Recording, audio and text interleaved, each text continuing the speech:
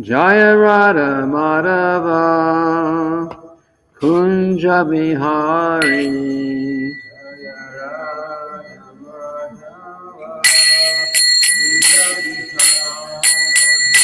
Jaya Radha Madhava Kunja Bihari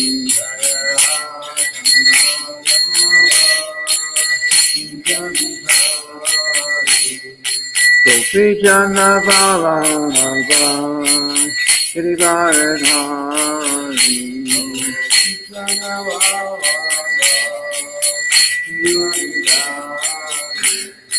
Gopi Jana Vallabha Giridharadhari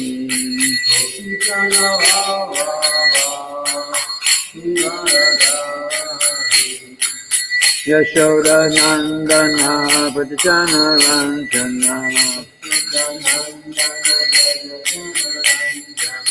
Yashoda Nandana Bhajana Ranjana Yamuna Tira Vanachari Yamuna Tira Vanachari Jaya Radha Madhava Kunja Bihari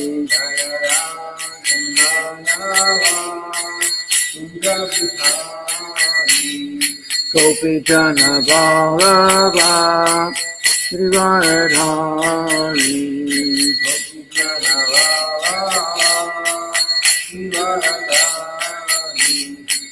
Yashoda Nandana Bhajana Ranjana Yamuna Tira Vanachari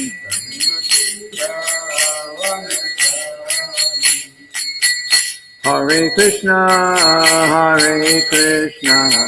Krishna Krishna Hare Hare, Hare Rama, Rama Rama Hare Hare. Hare Krishna, Krishna Krishna Hare Hare, Hare Rama,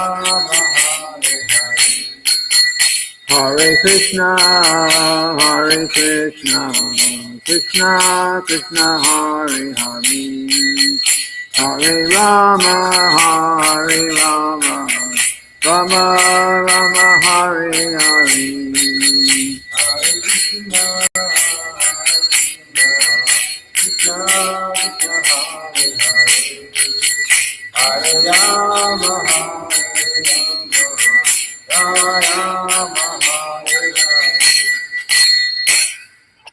Srila Prabhupada ki jai.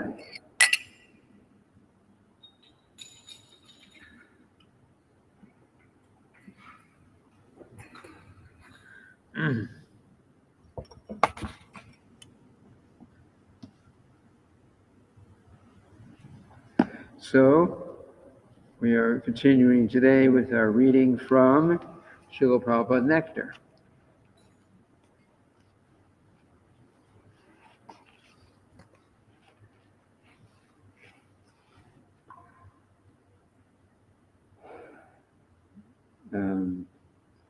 Number 13, Prabhupada said, prescriptions for ailments. While living as a brahmachari in Santa Fe, New Mexico, Toshan Krishna Das developed a very bad headache. The headache continued day and night for over a month. Toshan Krishna saw 3 different doctors, but not one of them could stop his headache. Finally, Toshan Krishna wrote to Prabhupada asking for advice. Prabhupada answered him as follows. Regarding your headaches, your bowels are not clean, they're not clear. This is the cause of the problem. So you should take more milk and fruits and eat less wheats and rice. If sandalwood oil is available, you try to massage on your shaved head. Let me know how this trouble is improving. A brahmachari should not have any complaint of bodily disease. Okay. That was from a letter, February 17th, 1969, so very early on in the movement. Ayurvedic medicine, the main cause of everything is analyzed as digestive problem. What is wrong if you're sick? What is wrong with your digestive system? And then look for a cure for that. So he said, what is that clean? The intestines. Intestines, yeah. Yeah, it means, so we say drink more milk and eat more fruit and less other things like rice and other things that may have a tendency to clog like that. So he said that was the cause of the headache. Toshan Krishna followed Prabhupada's remedy, and within 4 days, the headache went away. Madhusudan Das once had trouble with acne, and Prabhupada asked him what was wrong. Well, said Madhusudan, I'm growing up, and a lot of kids get acne on their faces. It's pimples. Prabhupada told him to put a little tilak on each pimple. Madhusudan did, and the remedy seemed to work. But because Madhusudan thought the tilak made his face appear ghastly, he stopped the treatment. When Prabhupada saw him next, he asked why he was no longer using the tilak. Madhusudan explained why. Prabhupada then told him to mix boric acid powder and olive oil in a spoon and heat it over the fire. The result is a skin-colored cream similar to the kinds sold in drugstores and effective for controlling acne. Prabhupada was very smart. Yeah. Actually, his line of work when he was working, when he was a householder, he actually made and sold pharmaceutical products. So he was very familiar with these things. Huh? Yes, plus of course in India there was naturally that's the medicine. It's Ayurvedic medicine, at least at that time.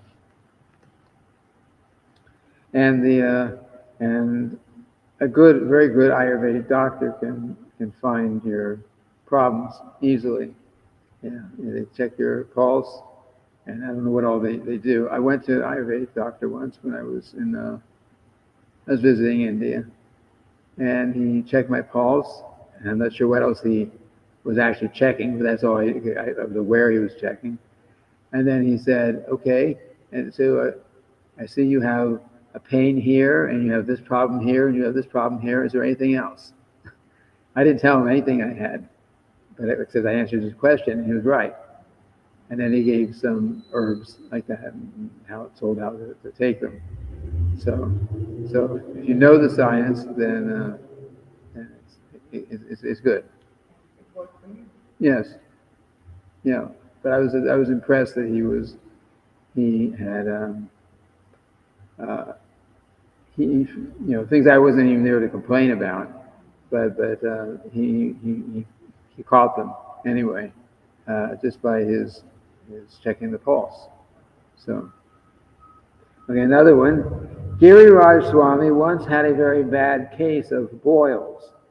They were so bad that Giriraj Swami could only lie in bed listening to a tape of Prabhupada singing the Govindam prayers. Prabhupada came to his room to see how he was doing and recommended a cure made from camphor and other ingredients. Prabhupada later commented to his secretary, Shrutakirti Das, that like Shrutakirti, Giriraj Swami liked sweets too much. He advised that Giriraj Swami go on a sugarless diet. Another one. Palaka Dasi was once very ill, and although the doctors had prescribed mud packs from the Yamuna and other remedies, she remained in a critical condition. A devotee described to Prabhupada Palaka Dasi's symptoms. Prabhupada said she should take Charanamrita, and that two women devotees should alternate chanting Hare Krishna right next to Palaka all day and night. Palaka Dasi was cured by this treatment.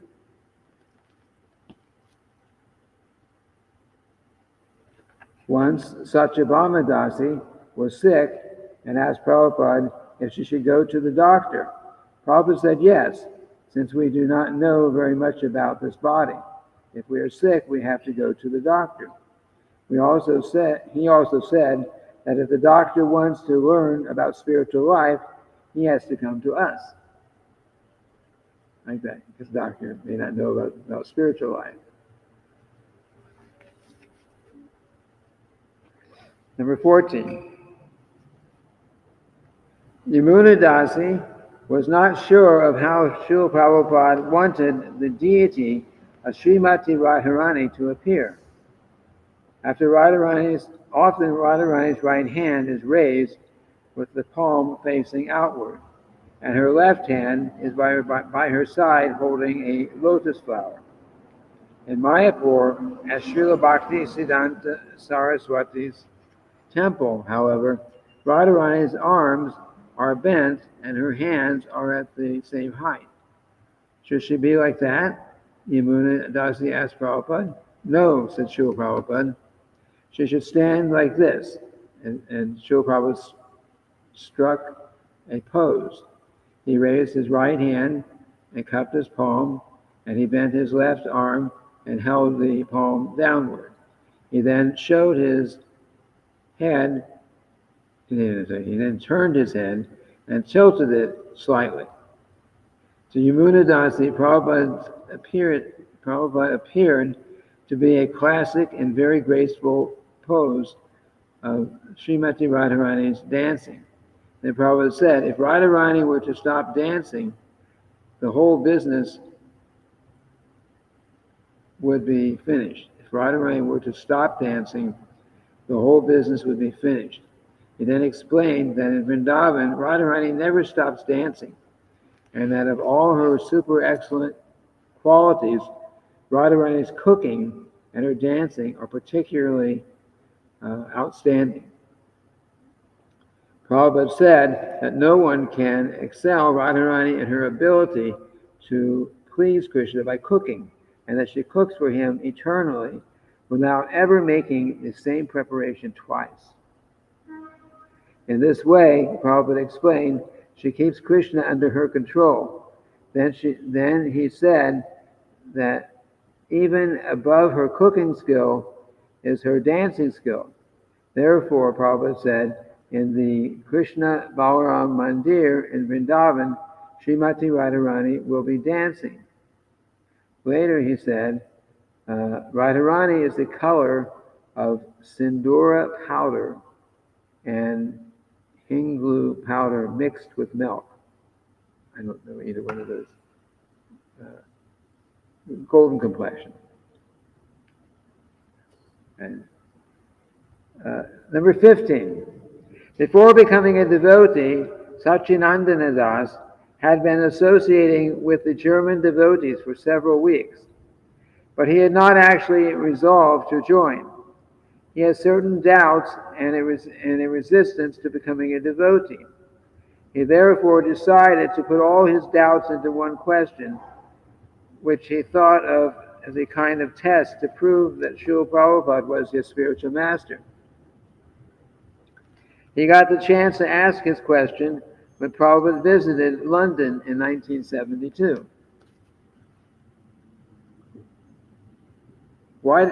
Here's the question, I guess.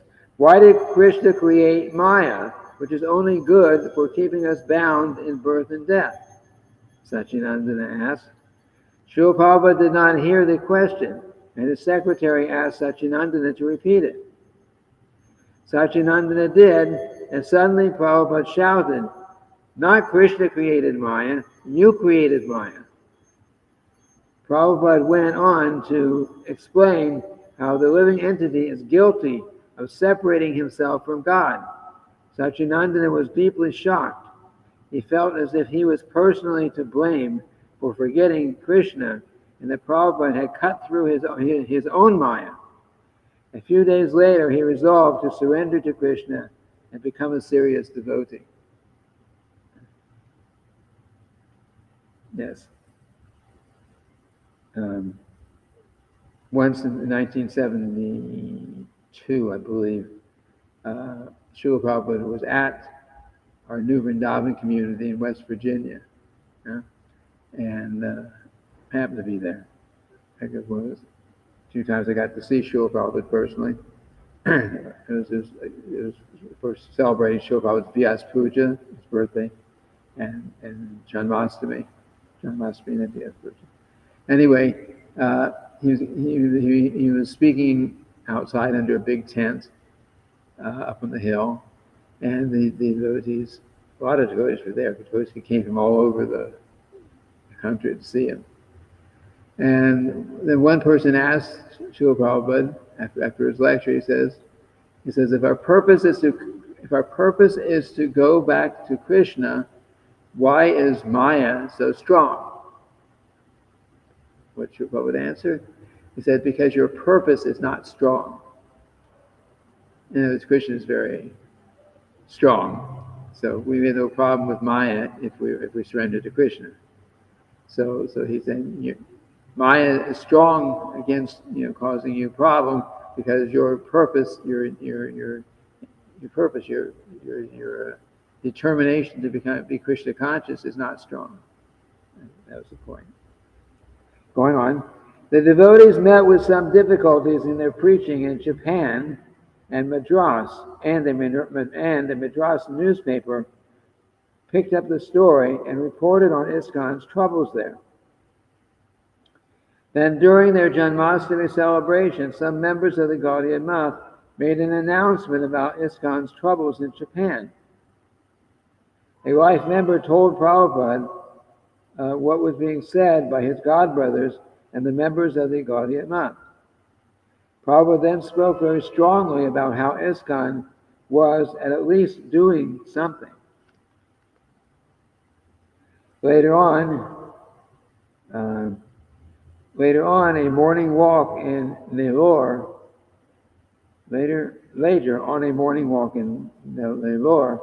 Srila Prabhupada's disciples mentioned how some disciples of Prabhupada's godbrothers had said that if Lord Chaitanya wanted Krishna consciousness to be spread all over the world, he would have done it himself. Prabhupada lifted his cane above his head and said that Lord Chaitanya had left the work to him. Prabhupada spoke with unquestioning and undeviating conviction.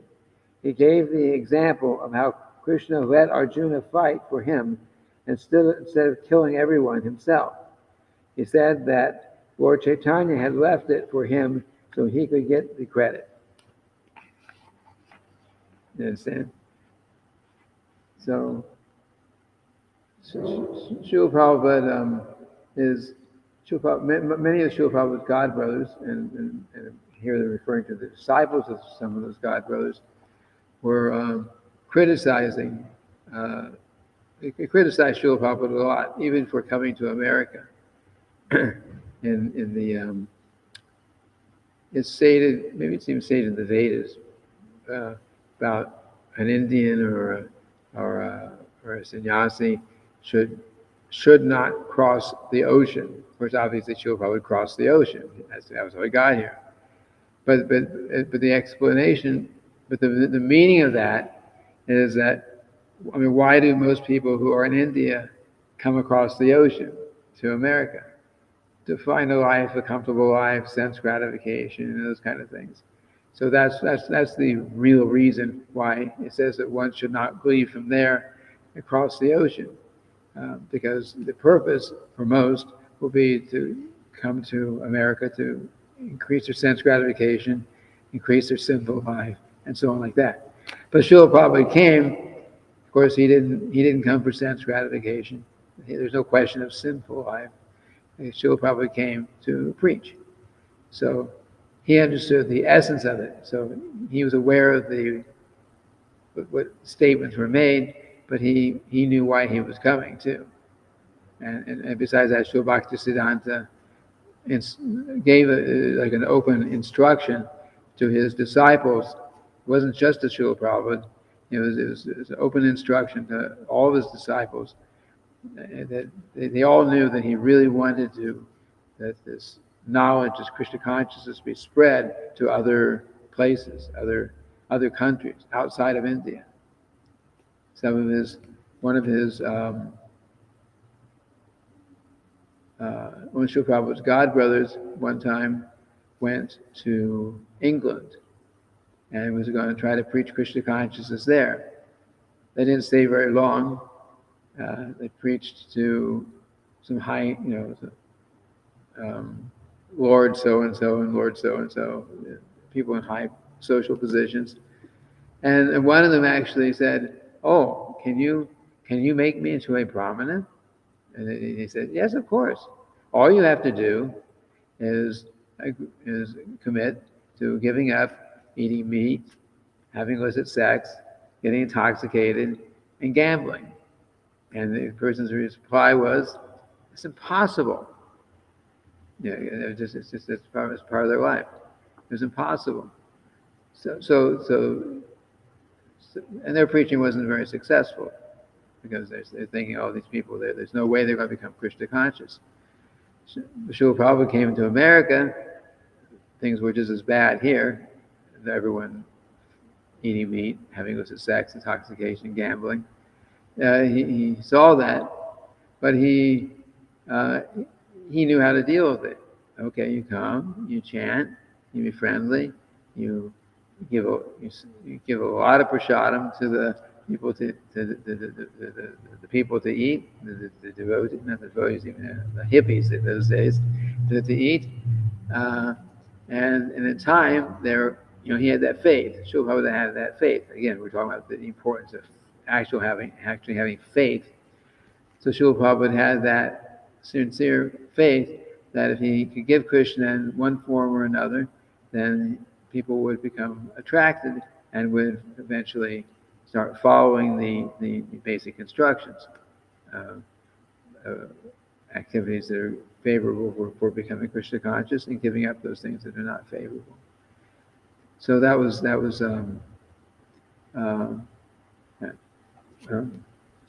so.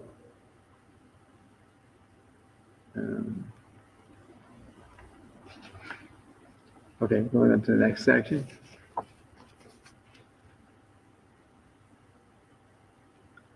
And Srila Prabhupada also he said at different times that we should avoid associating with his godbrothers. I mean, I don't know if absolutely everyone, but he made it as a general statement. And the reason was just what we just read here. They had different ideas. Srila Prabhupada knew what he was doing as far as coming and preaching Krishna consciousness, but some of his godbrothers didn't see it in that way, and they would criticize. And if disciples went to see them, then they would criticize Srila Prabhupada to them, and that was bad. It was bad for those who were making the criticism, and it was bad for those who are becoming confused because they're hearing this criticism, and they're hearing some different statements different than what Srila Prabhupada said. In fact, Srila Prabhupada, when he was in New York, early days in New York, he had a heart attack one time. This is twice heart attack on the ship coming over, and once in New York. And so some of the disciples, early disciples then, because this was the first temple, they very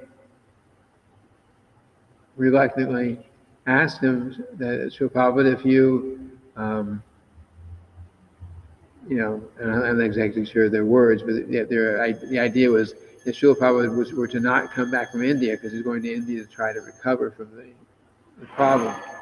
Now she should go in to die, she should ride over to Hari.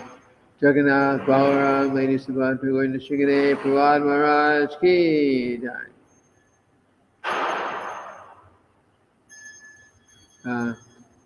So they were Srila Prabhupada was going off to India to see if he could recover from the heart attack. And so some of the disciples were thinking, because they were so young in Krishna consciousness, they knew they couldn't do it without help.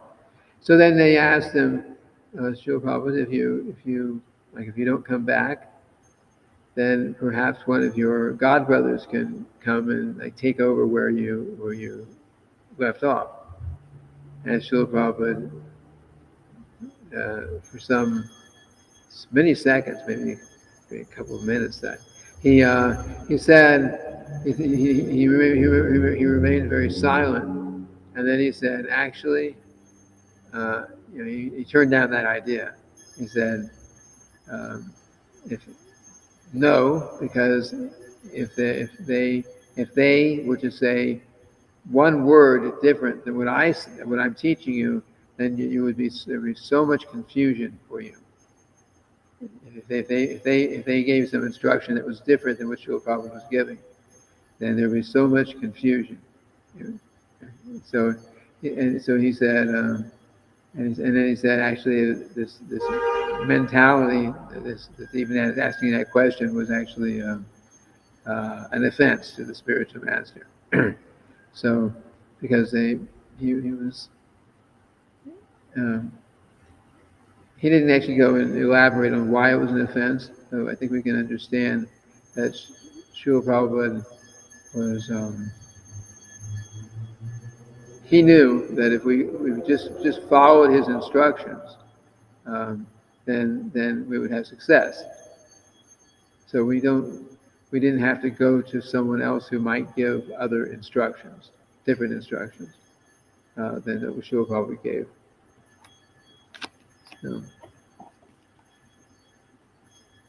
So sometimes devotees have gone off to some of the different Srila Prabhupada's godbrothers and even taken initiation from them. In the early days after Srila Prabhupada left this world, physically left this world, and our guru system, some of the first initiating gurus in ISKCON were not staying in that position. So when that happened, then some devotees were thinking, there's something really wrong here, and they started going to others to try to get there, for their spiritual life. But Srila Prabhupada, he expected, he knew these kind of things would happen, even though the first 11 devotees that were initiating gurus in ISKCON after Srila Prabhupada, he put them in that position. But he also warned that, that they have to follow strictly. They have to continue following strictly the regular principles and everything. They have to, and he was and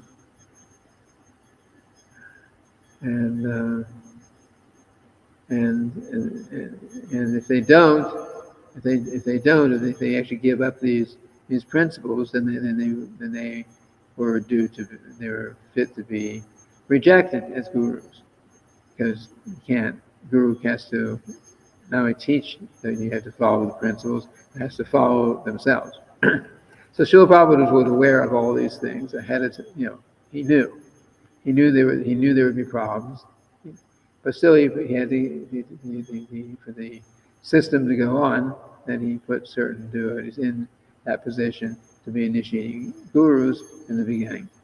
Now, of course, there are many. Most of the original ones are not doing that service, but there are many more who have started doing that service. So the system that Srila Prabhupada set up was actually perfect. It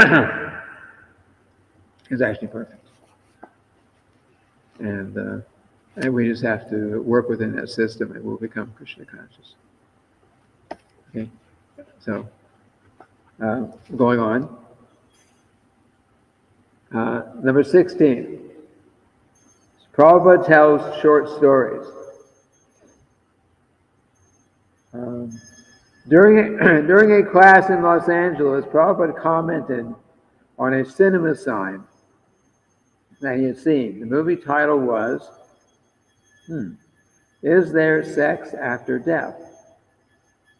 Srila Prabhupada speaking, because material life means sex, they are seeking sex after death. This is plain acceptance of materialistic life. They're inquiring, is there sex after death? Because if there is sex after death, then they are not fearful of death. There's a story that one man was drinking. In India, drinking is considered a great sin. So his friend advised him, because you are drinking, you will go to hell. He replied, oh, my father also drinks. So his friend said, then your father will also go to hell. And he replied, oh, my brother also drinks. Then he will also go to hell. In this way, he continued to say, my father, my brother, my sister, my this and my that. And his friend was replying, yes, they will all go to hell. And the man said, oh, then hell is like heaven. Because if we were all drinking there, if we were all drinking here, and we could drink there, what is the hell? That is heaven. They'll have a similar gathering. Yeah, they get all. So he's thinking, okay, we'll go to heaven. We'll all be together, and we'll continue drinking. So what's the problem? Similarly, this sign is like that. If sex is there after death, then materialists think that then if sex is there after death, then materialists think that is not death, that is life. Actually, they have got sex after death because they will get another body. How they are having sex as human beings is in very nice apartments or in the street, on the beach, as they like. In the next life also, as cats and dogs, they will have sex life. Sex life is not denied because the next life is there. So, yes. So the goal of life, if one's goal of life in his human body, his or her human body, is they're very, very much absorbed in the desire for sex, that's their main purpose in life, or a main purpose in life, then they'll have to take a low birth in an animal species. The animals, that's what they do: eating, sleeping, mating, defending. No religious life, no understanding about God, no ability in understanding about God. But just sense gratification: eating, sleeping, mating, defending. These are animal propensities. So we see the dogs on the street, or the cats, and even the trees. Srila says the tree, one punishment for someone who likes to go into the public naked. A punishment for that, which may not be the only reason for trees, but a punishment for that is they have to take birth as a tree, as a plant, and then you have to stand naked for how long? Sometimes some trees live for 5,000 years. So you imagine being in a tree for that long in the hot weather, the cold weather, the hurricanes, and everything else. People carving their initials on your body, your trunk of the tree, and all those things, and you got to tolerate all that. But that all that could have happened as a result of having um, wanted to expose themselves publicly publicly, maybe naked. So that's a very, so we can look at the trees and understand that at least that's what some of them are there for that reason.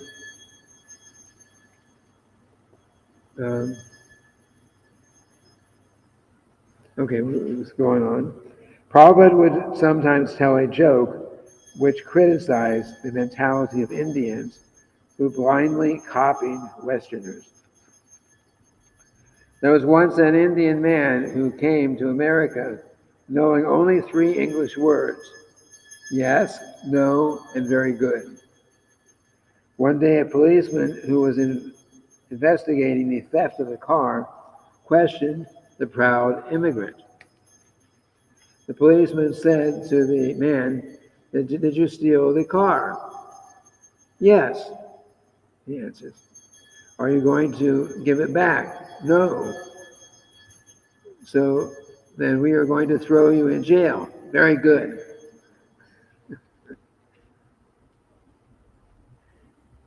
Yes, no, very good. But like it says here, he's joking because here's people from India trying to imitate America. So, but of course, it doesn't work that. It's not so easy as that. Number 17, Prabhupada said, question, how many other people are there on the planet who have made as much spiritual progress as you have? Srila Prabhupada speaking. Some, but not many. But there are a few. There are no statistics in my possession. What is the use of taking statistics of how many are there? Why don't you become one of them? Why are you wasting your time in that way? These are not very intelligent questions. You just try to become enlightened. What is the use of knowing who is enlightened or not? You try to become enlightened, that's all. When you're going somewhere, purchasing the plane ticket when you're going somewhere, purchasing the plane ticket, do you ask, how many tickets have you sold? Huh? What is the use? You just purchase your ticket and get on the plane and go. Don't waste your valuable time in that way. If you're serious, just purchase your ticket and get on the airplane. That's all. That's all right? Chant Hare Krishna. Question. If we are on the street collecting money and we are thinking, oh, I am a very good collector. I'm collecting so nicely. Is that all right? Srila Prabhupada said, yes, you are a very good collector for Krishna. For Krishna. Question. But if we, Srila Prabhupada is answering, yes, you should be proud. You should feel proud. I'm working for Krishna very nicely. We don't reject anything, even this pride. Yes, I am greater servant of Krishna. Yes, I am proud. That kind of pride is nice. Yes? So we can feel proud that it's just like being proud of Krishna. I'm engaged in Krishna service, so I'm proud that Krishna is great, so I'm proud that I have this chance to do some devotional service for such a great personality, Krishna. We should feel proud. We don't feel proud that I am, we don't want false pride.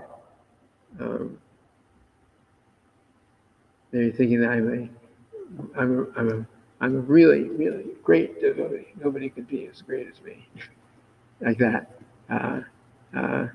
Then that's kind of a false pride. But we can feel proud to be just like people talk about be proud to be an American or like that. If they say America is great, So I'm proud that I'm part of that. So we say Krishna is great, so I'm proud that I have an opportunity to be connected with Krishna, who is, of course, the Supreme Personality of Godhead. So that's the point here.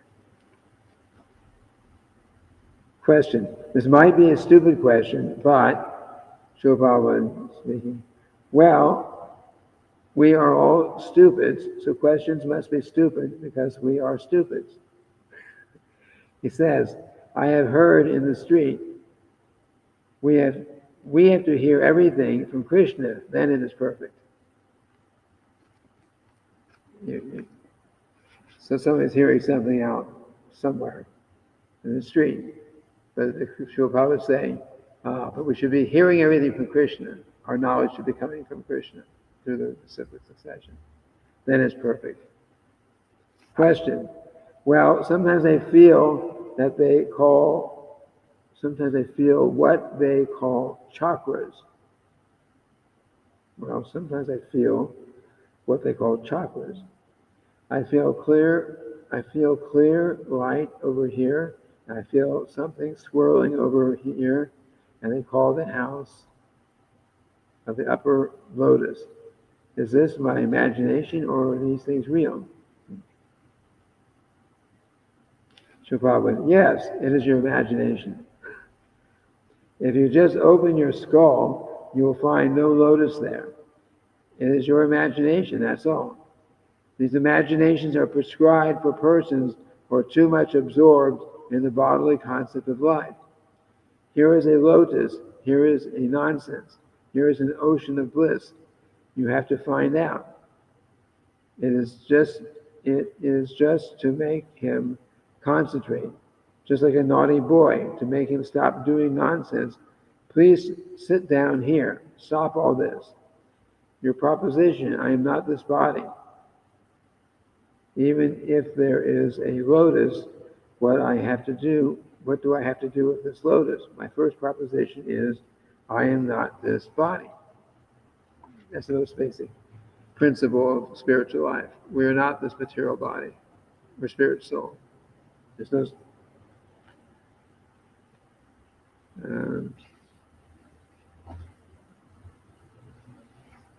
maybe I should stop here. Are there any questions? Srila Prabhupada keeps saying about the false prestige. False prestige. Yes, and you just mentioned the false, right? Can you elaborate a little bit on that, the concept of false prestige? What is false prestige? False prestige means to be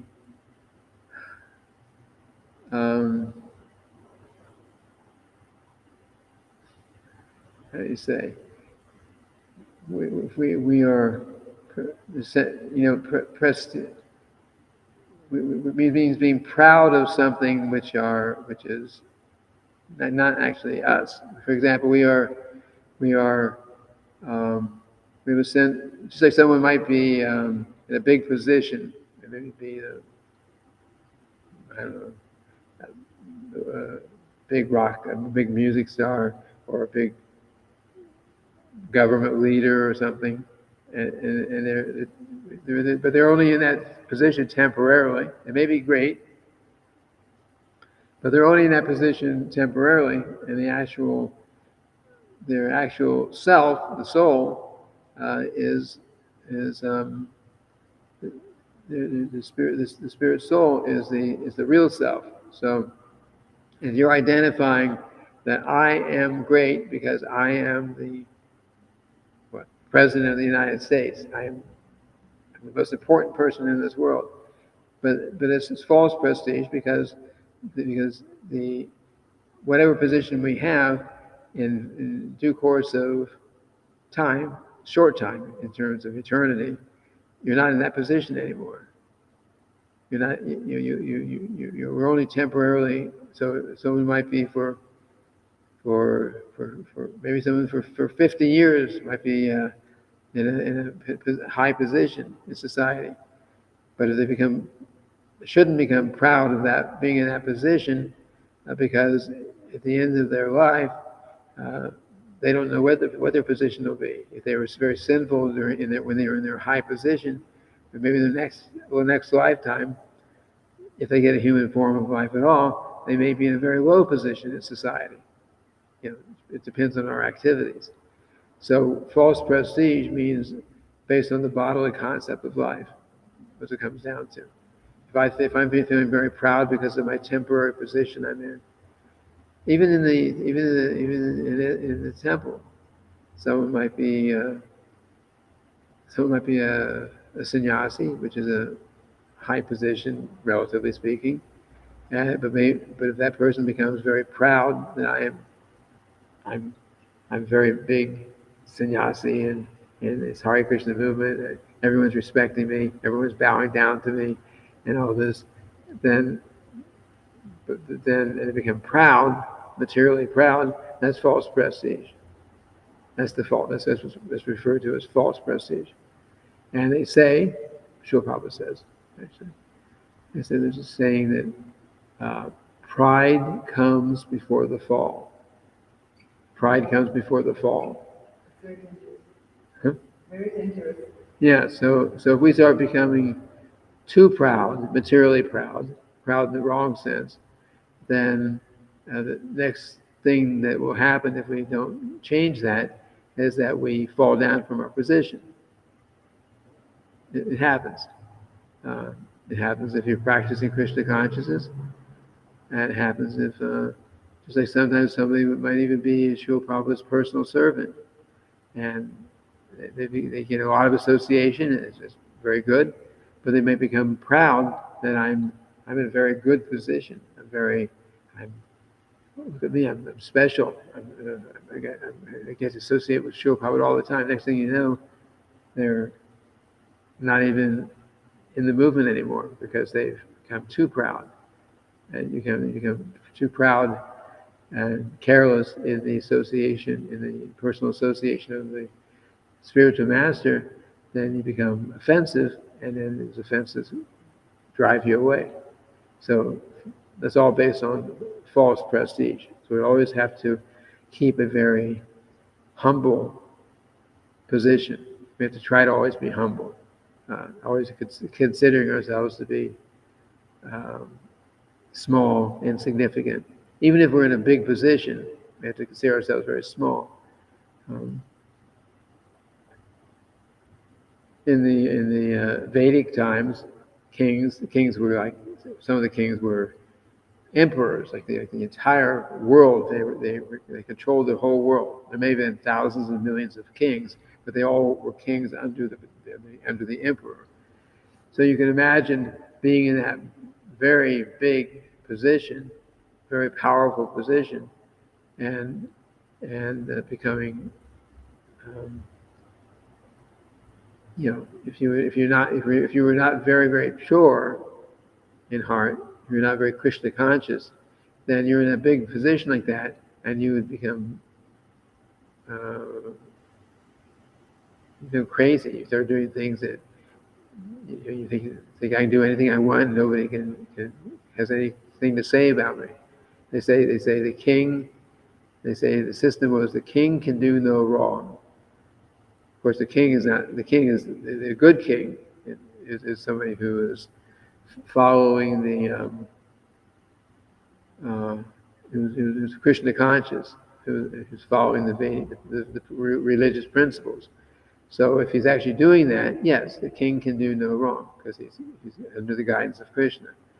But if he starts thinking, the king starts thinking, I am the king, I can do no wrong, nobody can criticize, I can do anything I want, false prestige again, then he'll lose his position. And king in this lifetime, it may be a dog the next lifetime if he misuses his position. And if he misleads the people, then due to this false ego, if he misleads the people, then what happens? Misled people means they engage in sinful activities. He's engaging like that, and he encourages that under them, which means he's going to have to suffer some very heavy reactions, because the system is, if you have someone dependent on you, like the king has everyone in his kingdom, is dependent on him. He's the person in charge. So if someone is dependent on you, and you're the king or the president or the whatever, and they're engaging in sinful activities, and you're not doing your very best to prevent that, then they're getting so much sinful reaction, and you as the king can get up to 1/6 of the reactions that they're getting. So you can imagine if you have, a few 100 million people in your country, and you're the president, and they're all, or mostly all, engaging in eating meat and getting intoxicated and illicit sex and abortions and all this kind of nonsense goes on, and you're at least not making a very clear endeavor to teach the people and prevent the people from doing these things, then you are getting a very big reaction, because they're getting it, but you're getting a portion of all that from all those people. So I for one, don't want to be in charge of anything out in the material world, because I have no way of changing the people. So we're actually in a very good position in our position we're in now. We practice Krishna consciousness, and we try to teach others. And the same thing if someone is a parent, father, mother, they have to at least give all guidance to their children to, not eat meat, no illicit sex, no intoxication, no gambling. You dedicate your life in the service of God. Even if it's another religion, these same principles actually apply, regardless of what people normally do. Don't follow how they don't normally follow the religion. These principles are there in every religious path. Everyone, Christians, Jews, Muslims, everyone. The actual, if you go back to the roots of it, all these principles are there, and those who are in the position of parents or teachers or anyone who has any kind of dependence, anyone who depends on them for guidance, if the person who's in the leadership position is misleading or is not giving proper instruction according to their position, then they will also get reaction. And then the other side of it is that they really teach someone really well, and those people act very nicely, religiously, then of course they get good results too. It can work both ways. So 1/6 that you can get reactions for, and 1/6 you can get good reactions for. Anyway, so many things. Question? No. Okay. I think I have to end here for now. So we'll stop here. Tomorrow, Saturday, Srimad Bhagavatam tomorrow. Srila Prabhupada Ki Jai.